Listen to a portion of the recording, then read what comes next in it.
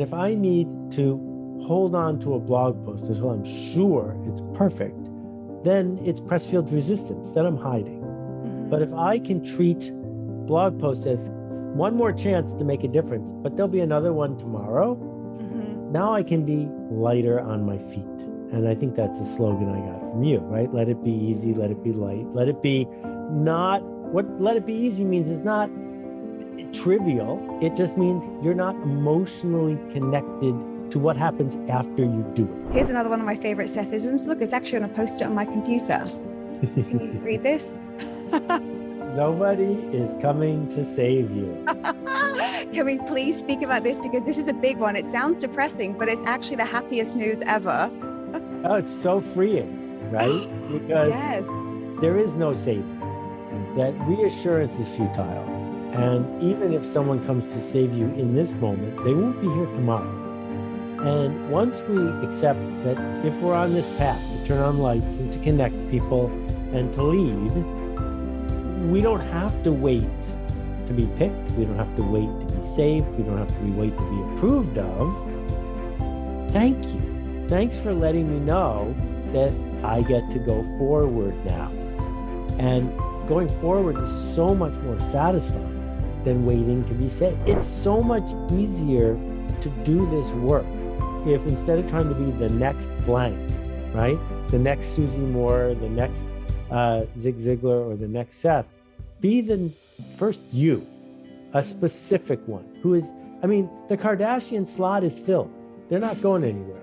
So we don't need another Kardashian. We need another you, the first you, and to be specific at it means to be on the hook. Not to say, well, what do you need me to be today? Instead to say, I promise to be this, and then be whatever it is you just said.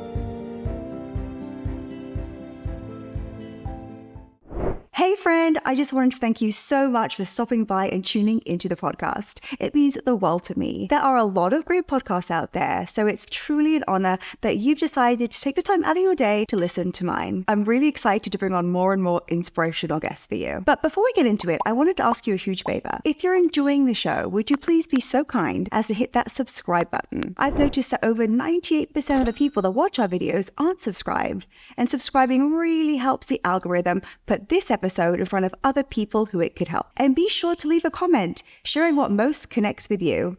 So much love. Mr. Seth Godin, what a treat to have you on the podcast today. Thank you so much for being here. Well, the joy is mine. It's great to connect with you, and any friend of Kathy is a friend of mine.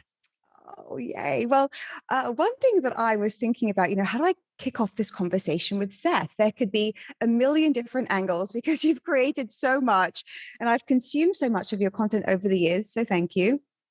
But I was wondering, like, Seth, if you realize how often you come up in conversation all over the world with all sorts of different types of people, even in very random moments. Are you aware of that?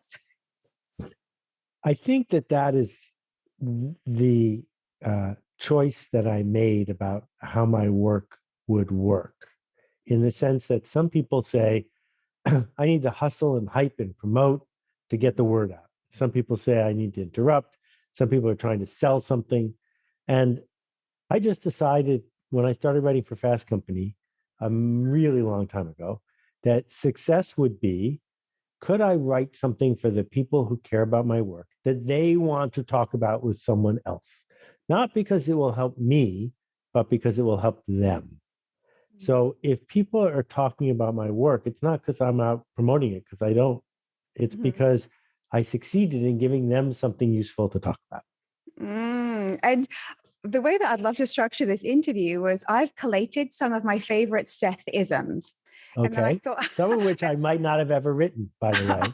Oh, well, I guess we'll find out today. Through your books, through your interviews, so many interesting things come up. And one thing that I wanted to share as we start is I was in Paris last summer and I was meeting with a very successful, wonderful YouTuber. She's in the beauty space. We were having lunch and I asked her about her YouTube channel. She has a lot of engagement, a lot of followers, a lot of, connectivity. And I was like, what's your secret behind that? And she said, well, I read a lot of Seth Godin.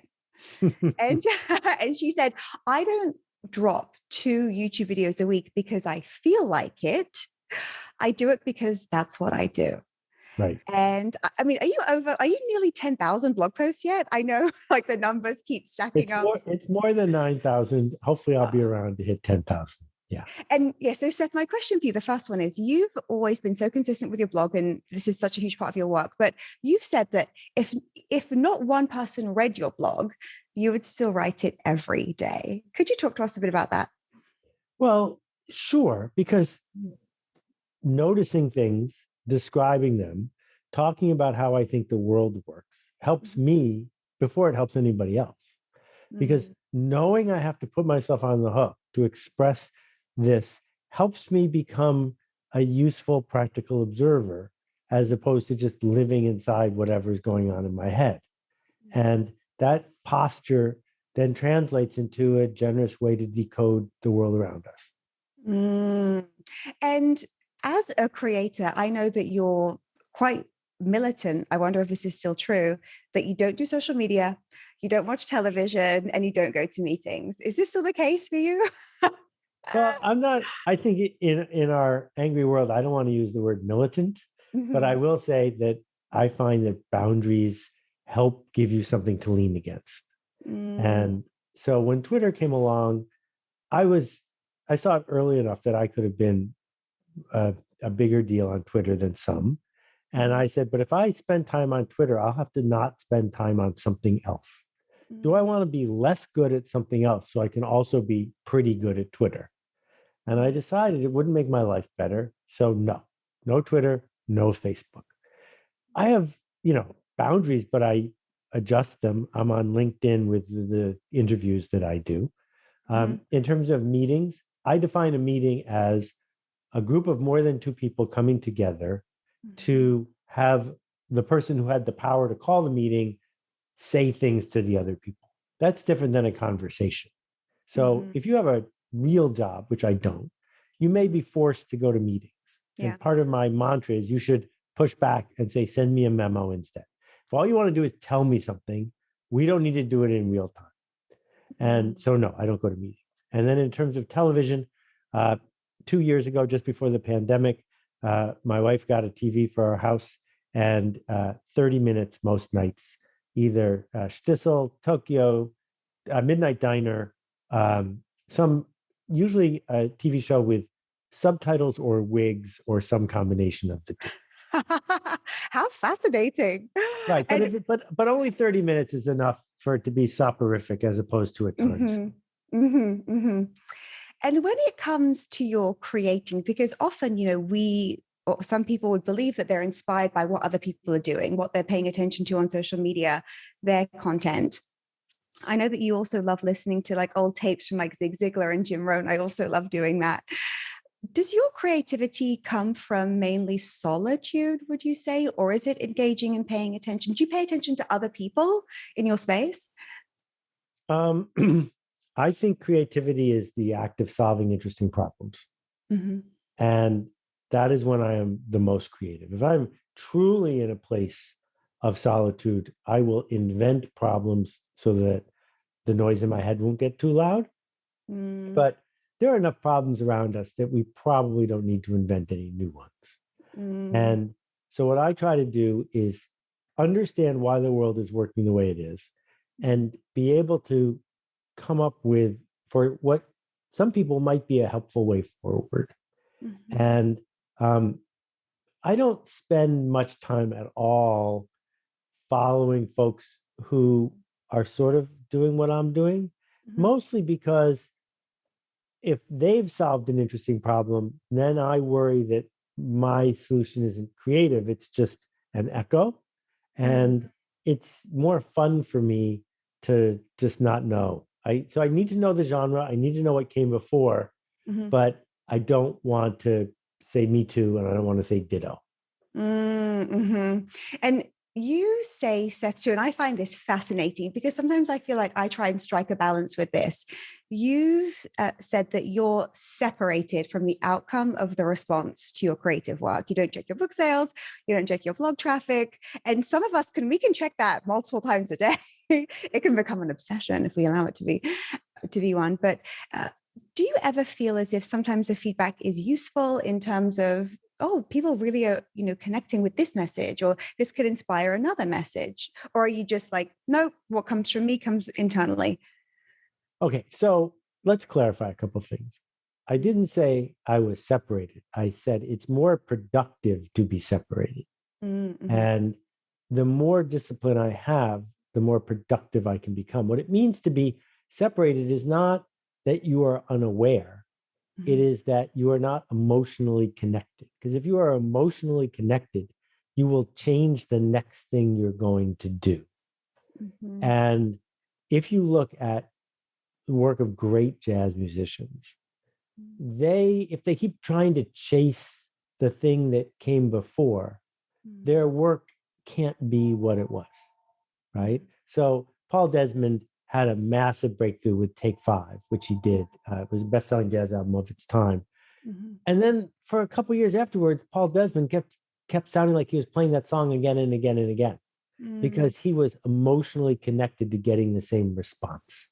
Mm-hmm. And what I have found is that people who talk to me about, well, I did this and it had a great, people loved it on Twitter, or I did this and look at all the likes I got. Mm-hmm. They're driving by looking in the rearview mirror.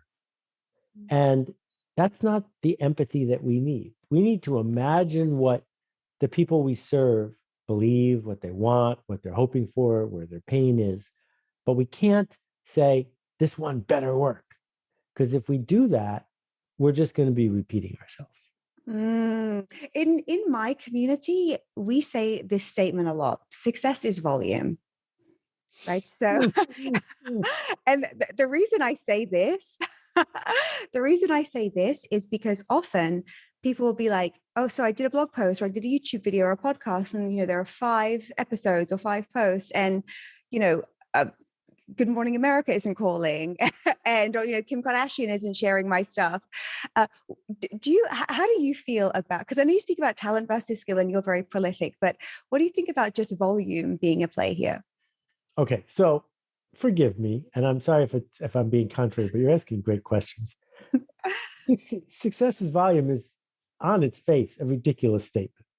I think what you really mean to say is volume creates the conditions where success is possible. Yes. And the way I would interpret that is half my blog posts are below average.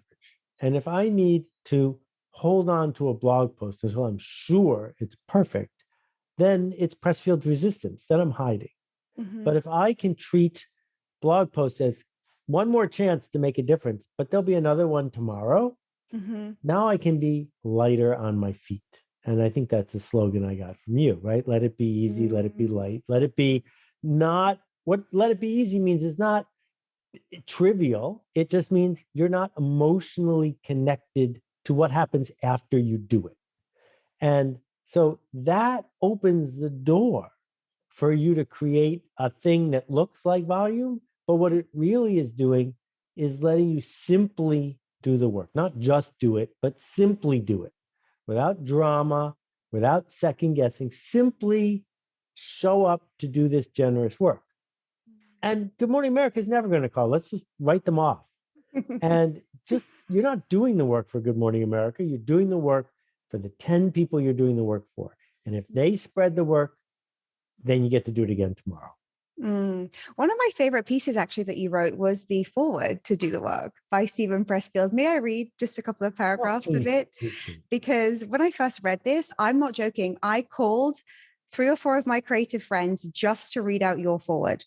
I was like, this is what we need right now. And I'm not taking any nonsense from you about more delay tactics, more procrastination, more I'll be ready when. This is what you say, Seth.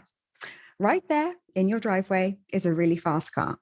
Not one of those stupid Hampton-style rich guy showy cars like a Ferrari, but an honest, fast car, perhaps a Subaru WRX. And here are the keys. Now go drive it. Right there on the runway is a private jet, ready to fly you wherever you want to go. Here's the pilot standing by. Go, leave. Right there in your hand is a Chicago Pneumatics 065 Hammer. You can drive in now through just about anything with it, again and again if you choose. Time to use it. And here's a keyboard connected to the entire world.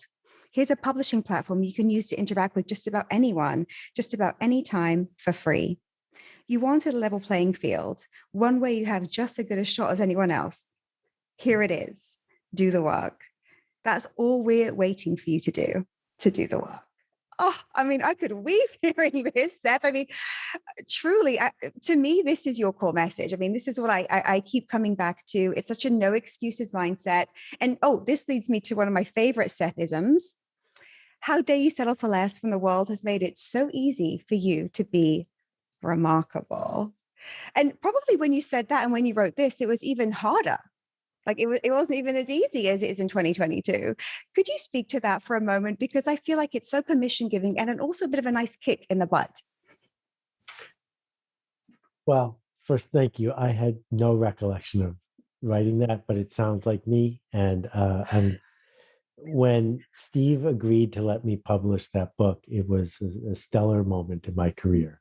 Mm-hmm. He has made such a difference for so many people. Mm-hmm. Resistance is this fascinating thing that only exists in modern times. Mm-hmm. That for 100,000 years, if you didn't do the farming and the hunting, you didn't eat. Mm-hmm. And for thousands of years, if you didn't do the heavy work, you didn't get paid. And now we get to work indoors with unlimited coffee from flown in from far away and a keyboard to type on. And yet we feel the burden of emotional labor. Mm-hmm. And emotional labor is difficult because we're imagining what will happen after we do the work. Yes. That's what's holding us back. That's resistance. Mm-hmm. And what Steve is saying, what I'm trying to amplify is you don't have to do any of this work. You could go dig a ditch and you could go tend a garden. But if you're going to do the work, don't whine about it. Just do the work. Simply do the work. And good things, bad things, they happen regardless of whether you are attached to the outcome. Being attached to the outcome does not increase the chances it will be good. So it's our attachment that is making us unhappy. And the people who are afraid to get into their WRX or who are afraid to use the hammer or who are afraid to type are simply afraid because of what might happen after that. Yes. And if the fear is so big, then just walk away. But if it's not, then stop marinating in it and realize you're here to do something generous. Go do something generous for other people without regard for whether Good Morning America is going to call you or not. Mm. And isn't that like true, Seth, too, just for our own longevity, like that disconnection from it, just our ability to remain curious. I love how you always use the word generous. And I feel as if we're constantly in the driving seat, taking action, no matter what the aftermath, right, or outcome or response is, we become like these unstoppable creators. And here's another one of my favorite Sethisms. Look, it's actually on a post-it on my computer. Can you read this? Nobody is coming to save you. Can we please speak about this? Because this is a big one. It sounds depressing, but it's actually the happiest news ever. Oh, it's so freeing, right? Because yes, there is no saving. Mm-hmm. That reassurance is futile. And even if someone comes to save you in this moment, they won't be here tomorrow. And once we accept that if we're on this path to turn on lights and to connect people and to lead, we don't have to wait to be picked. We don't have to wait to be saved. We don't have to wait to be approved of. Thank you. Thanks for letting me know that I get to go forward now. And going forward is so much more satisfying than waiting to be saved. Mm. Do you think that we have a belief that somehow, somewhere, there is going to be a savior, or there's going to be a moment where the tide just turns, or there's going to be a change and we don't have to do anything? Well, we've been indoctrinated to believe that forever. First of all, public school, and where you're from, I don't know what public school used to be called, but the school that everyone goes to because they have to, was built by industrialists because they wanted us to grow up to get a job, to go to the placement office to get picked, to do what our boss tells us to do. And if we look at the movies, particularly women, oh, I have to get saved by the hero, right? The Bendel test makes it really clear that pop culture says someone bigger, stronger, more powerful is supposed to come save you. And then politics has become not let's all chip in and figure out how to make things better. It's don't worry, I've got this. And so all of these things are amplified and manipulated by people who want to have power over you. And you're sitting there trying to guess what Twitter would like or what Google would like or what Facebook would like. But there's no one at those institutions that even knows you exist. And so we just need to accept that there's the laws of physics, which we cannot change. There's the keyboard in front of us or the camera in front of us. And there's the chance, the opportunity to do this work. And if you volunteer to do the work, then it comes with all the things it comes with. And accepting those things makes it so much easier to spend your day than if you are wishing for those things to be different than they are. Yes. And the way that I define, because, a lot of people who are part of my community definitely want to create more. They definitely feel the resistance, and they think that the fear or the moment that something's going to change outside of them, like that is worth some emphasis, or that their fear is somehow intuitively guiding them to wait or for something else to happen. But I always say, I'd love to hear what you think about this, that confidence, like sincere confidence, is your willingness to be uncomfortable. Constantly and anyone can be willing. You don't have to be special. You don't have to be educated. You don't have to be connected. You don't have to be good looking. You just have to be willing. Even think about it in a romantic sense. Like if you're willing to be the person who asks someone to go on a date, like you're gonna be lucky eventually. Do you agree with the statement about confidence and willingness? Oh, so much. And I think that semantics matter here. Confidence does not mean hubris. Hubris is not only have I done my best, but I'm confident it will cause the change in the world that I wish. I am confident I'm going to hit a home run when I get up to bat.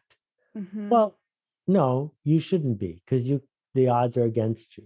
But you could be confident that you've worked out appropriately and confident that you've trained appropriately and confident that you're going to do your best. What else can anyone ask for? And so to be in the world with right thinking and right care, to be able to say, I made this for you, and I am confident that that sentence is true. Now the other person can say, it's not for me. And you can say, thank you. Thank you for giving me a clue as to what you do want. Thank you for even considering it. But you're not a bad person because they said it's not for them. You've just learned one more thing. Now, if you go back with the same thing tomorrow, now you're not getting the joke. But if you learn about who the people you're serving, what they want, who they are, you're going to get better at it tomorrow. If you're willing. If you're willing. If you're willing. Here's another statement that I love from you. You say, anxiety is experiencing failure in advance. Could you speak to us a bit about that? Because I think that it's so easy to go around in our lifetimes with a low level anxiety all the time. And to me, that's not acceptable. Like in my life, I won't live that way. I'm unwilling to live that way. But I think that we're constantly, anticipating what could go wrong. And I love how you phrase that. So could you talk to us a bit about how that's how you define anxiety? Okay, so let me be really clear. There is a capital A anxiety I am not talking about. Yeah. There are people who have a brain-blood chemistry issue that medical professionals are dealing with. I'm not minimizing that in any way. But there is a modern form of small a anxiety that is a habit, that is a hobby, that is giving people a place to hide.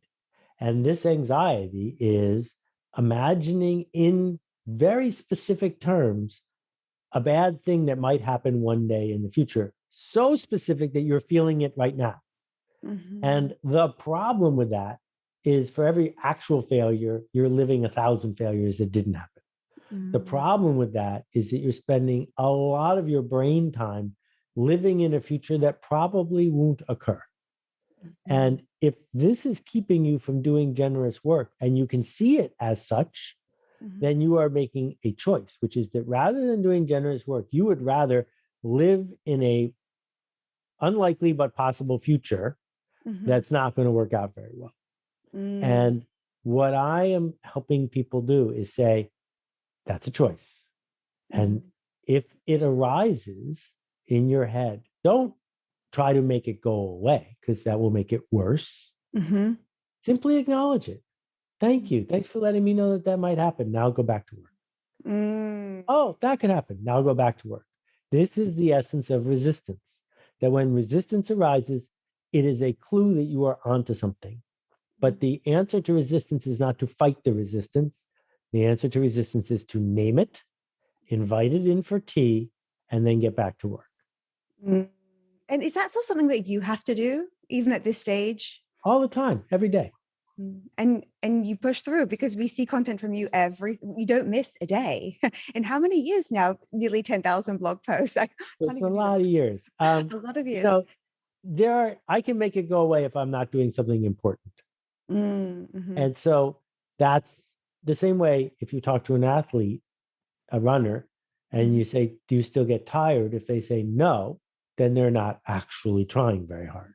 For me, if the resistance doesn't arise, it means I'm not trying very hard. Which leads me to another Sethism right here, saying, if you are experiencing imposter syndrome, it means that you're onto something. Imposter syndrome is so spoken about now. It's so, hashtags, all the imposter syndrome content is out there. I agree with you. I always think if I don't have imposter syndrome, am I going for it? Like, am I coasting a little over here, like really comfortable? So could you talk to us a bit about that, how you identify it as something that it could be positive? Yeah, so I wrote about this in the practice. It begins with this. Of course you're feeling it because you're an imposter. And so am I. Denying that you are an imposter is a way of you claiming that you know everything and that you're sure it's going to work. Well, if you're leading, that can't possibly be true. If you're getting up to give a talk to people you've never given this talk to, who are you to say the talk is going to work for sure? You don't know. You're an imposter pretending, acting as if that this is the thing that they need to hear right now. So when the feeling arises, it teaches us that we're not sociopaths. Because in that moment, we're saying, I can't guarantee that this is going to work, but I can guarantee that I'm going to do my best, which includes having done the reading, having done my homework, having developed empathy. But if I can bring all of those things to the table, better me than no one. So here I am. I'm an imposter and I'm dancing with it. One thing that always soothes me if I feel imposter vibrations in my body is looking at history and kind of like we touched on earlier, like I love people who are dead now. I have many dead mentors active in my life, authors, specifically like David J. Schwartz, who I love. We mentioned Zig and Jim. I love to look at, no one's reading, well, some people are obviously, but people aren't really reading their books anymore or like it's a rarity probably to be consuming that content now. So I think that's going to be us, right? In a short period of time. And that just makes me feel really calm. I'm like, that's why I love watching old movies too. I'm like, everyone in this black and white movie is dead. And that'll be me in a matter of time. So why can't I just enjoy my experience? Like, why can't I make my contribution in my temporary lifetime? It soothes me. Do you ever feel that way too? When you just look at history and you realize the temporary nature of our own existence here as creatives?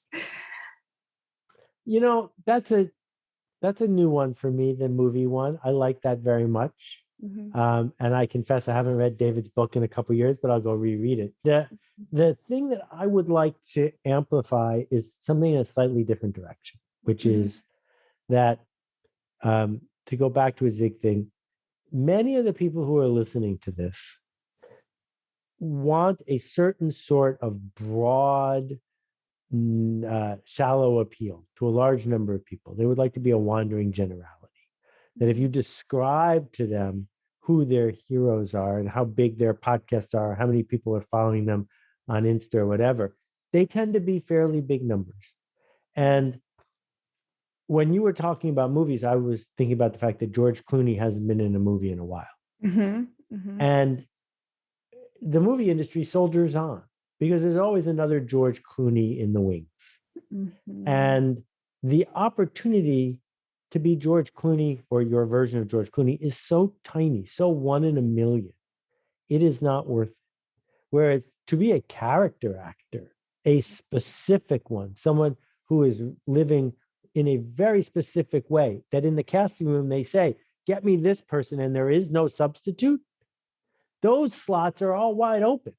And Mm-hmm. it's so much easier to do this work if instead of trying to be the next blank, right? The next Susie Moore, the next Zig Ziglar, or the next Seth, be the first you, a specific one who is, I mean, the Kardashian slot is filled. They're not going anywhere. So we don't need another Kardashian. We need another you, the first you. And to be specific at it means to be on the hook, not to say, well, what do you need me to be today? Instead to say, I promise to be this, and then be whatever it is you just said. Mm. And often I think people, and I learned this from you, they're like, well, the Kardashians or Clooney or whoever it may be, they're really talented. Like they've got they're great marketers, or maybe he's just got this special charisma that's just, you cannot duplicate it. So I think we love to just almost abdicate our responsibility, our power, because also that means we don't have to do much, right? It means like, oh, if George has got it, then, well, poor me over here, there's no hope, And this kind of comes into what you say about talent versus skill. Yeah. Could we speak about that for a moment? Yeah, I could talk about this all day. I have too. I have a couple of friends that I argue with about this all the time, and they're wrong and I'm right. So talent is something that you are born with. Mm-hmm. If you are 7'2" tall, you are talented. If you have a perfectly symmetrical face with really clear skin, you are talented. You can't take credit for those things. On the other hand, particularly when we're talking about any technology that's been invented since the year, I don't know, 2, you aren't good at it because you were born good at it. You just weren't. And if we look at famous actresses, very few of them meet classical definitions of beauty. If we think about the quote charisma of a Ryan Reynolds or a George Clooney, you've had lunch with someone with at least as much charisma as they have in the last week. This is not talent. This is skill. And it's the skill of figuring out what the genre is, of figuring out what the reading is, of doing the work, of showing up, of doing the emotional labor, of leaning in, getting better at it and better at it. So we don't say a surgeon is talented. A surgeon is skilled because she learned how to cut people open successfully. And the same thing is true for people who write or sing or take photos. And if you want to be really good at it, own it. And if you want to be doing it as a hobby, own that. But don't say that your competition is talented and you're not. That's baloney. It's a little bit of a cop-out sometimes, isn't it? It's like, totally. What a great place to hide. Let me protect myself over here because I haven't been given the talent. It's interesting too, because when you observe successful people, and I love to read autobiographies for this reason, Seth, like I'm obsessed with learning about their failures, their insecurities, the inside of their mind. When everyone sees, often you'll see with a celebrity, they're at the top of their game externally, and then they will say that they had suicidal thoughts, or that they were extremely, they were feeling extremely unsure of themselves, or they were having all sorts of family problems. We just don't know. But the people who I think we admire, they also never stop with their skills. Have you ever noticed that too, Seth? Like sometimes when someone's at the top of their game, they get a bit lazy too. They're like, well, I've done it. But that's when the hubris sets in. It's like, oh, I'm good here. But those who just continue growing, expanding, having these like decades long careers, they just, the skill, there's a humility there. Yeah. I know Spike Lee a little bit. And if you look at Spike's early movies, and then you compare him to the movies where Spike made a ton of money, and then you compare him to Spike's later movies, he's a different filmmaker than he was at the beginning. And I'm totally a different writer. If you believe in talent, tell me where my talent was until I was 35 years old. Because for the first 35 years, I didn't write anything anyone wanted to read. Right? How did that happen? Yeah. You just keep showing up. You keep showing up. Yeah, it's so interesting because you also say, and I've noticed this too with my own writing, that you used to use like 4 sentences when one would do, because you work up your nerve to say the thing. I used to always preface my sentences, well, one could believe, or I'd buffer everything. And now I say it. Yep. But I always felt, but that never ends too. And isn't that why we're all here? Like to make life easier for each other and to just keep like skilling up. Like, isn't What a treat. What an opportunity. It's so much cheaper to learn things today in time and money than it was 25 years ago. There's no secrets left. If you want to learn how to use a table saw to cut thin, kerf pieces of wood out of cherry, 3 clicks. Now you know. That was impossible 20 years ago. Any skill that you can describe is learnable. The bad news is it means there are very few secrets, which means you have more competition. The good news is you can assemble those skills in new ways. I also feel, do you ever feel this way, that it's almost my obligation, given, so like my mum, for example, she's Polish. She grew up in Nazi-occupied Poland, born in 1942, extremely poor family. She moved to the UK. Like we also like I grew up on welfare. We had the upbringing we had was quite unconventional. My dad had an addiction, died of addiction. And I think that everything that my parents went through, everything their parents went through, kind of like you're saying, in our lifetime, it's the first time we've been able to even have these options. Like they were just subsistence. And so I feel like for me to be alive now, it's my job to maximize what I've been given, because it didn't just arrive. Right. Exactly. The number of people who would trade spots with you is infinite, and don't waste your spot. And this is what you speak about in the book. It's your turn, and it's always your turn. My gosh, another great book. Could you just speak to that for a moment? Because I think if someone just heard that out of the blue, what to do when it's your turn and it's always your turn, they might not know what it means. So on the cover of the book, I designed it and wrote it because I wanted to do something that was illustrated that would capture some of the energy you and I are having right now. On the cover of the book is a woman named Annie Kenney. And when Annie Kenney was 19, 20 years old, she went to a meeting where her member of parliament and Winston Churchill came to explain to the crowd why women should not have the right to vote. And Annie Kenney stood up and asked a question, and they shut her up, and she did that 3 times. And then they arrested her. And she went to jail for 2 or 3 days and sparked the suffragette movement in the UK, which led to the suffragette movement in the United States, which led to women around the world having the right to vote. Because one person who was 21 years old stood up and said, why can't I be heard? And if Annie had waited until it was her turn, it never would have occurred. So she picked herself. And if you can pick yourself in moments when it's generous, when you're not hustling somebody, then you are onto something. And what I am arguing in the book is tomorrow is going to be a day later than today. So you might as well pick today and do this thing that you want to do because it's worth it. Seth, I mean, I could keep you for days to talk, truly, as you can probably, I have so many more Sethisms here. True, I should send you my list. You should go, oh, interesting. Did I say that? Don't even remember. But I love to wrap my interviews with a quick fire, rapid Susie 7 questions. I'm going to do my best. If you're up for it. But before we get into them, I would love just to where's the best place for people to find you? I know you have your amazing Akimbo podcast, your blog. Where should people go right now? Where's the best place to discover you?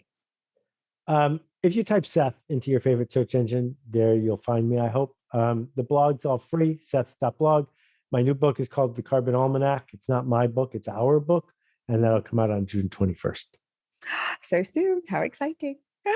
Okay, Seth. Susie 7 rapid fire, let it be easy questions. Number 1, if you could have a superpower, what would it be? So, because I'm a science fiction nerd, this is something that I've thought about a lot. Yay. Flight versus invisibility, for example.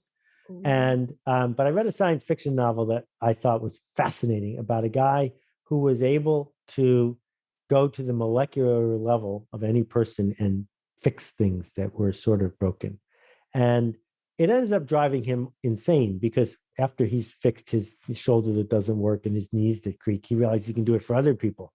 But once you can start doing it for other people, you realize you have to do it for every person who is sick, who is being held back.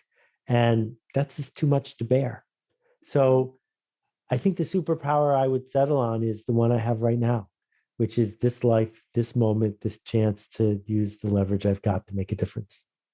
Oh my, the superpower is already here. Okay, number 2. What's a piece of advice that's impacted your life? Don't listen to short bits of advice. Oh, love. Number 3, what would you eat for your last meal? Um, it would probably be what I eat almost every day. It would be 100% buckwheat soba noodles with a almond protein shake, maybe a dosa. Oh, and 3.5 quickly. Are you a dessert person? No, but my wife owns one of the biggest gluten-free bakeries in the world. Oh, and you don't take advantage. It doesn't really, the notes of sugar don't work on me. They were like they did when I was a kid. There are other flavor notes that I am more hooked on. And you've got your routine. Okay. Number 4. They say you teach what you most need to learn. What do you teach that you needed to learn? Empathy. Empathy. Number 5. What one word would you use to describe yourself as a child? Obnoxious. That's obnoxious, really. It's a good one. That's what I was told by my aunt. Oh, asking questions all the time. Is that what it was? It was partly asking questions, and it was partly speaking up when I was sure I knew something that I probably should have spent more time thinking through. Mm-hmm. Number 6. When people think of you, what do you most want them to feel?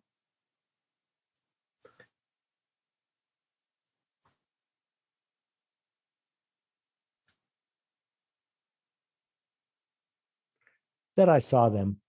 To be seen. And then finally, number 7, what's exciting you most in your life right now?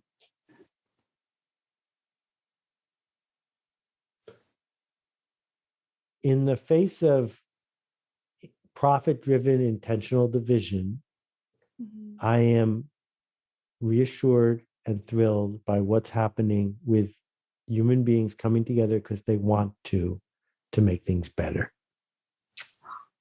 Seth Godin, thank you so much. What a way to end the interview. My gosh, I hope you'll come back one day because I've got plenty of more questions for you. This is thrilling. I will come back.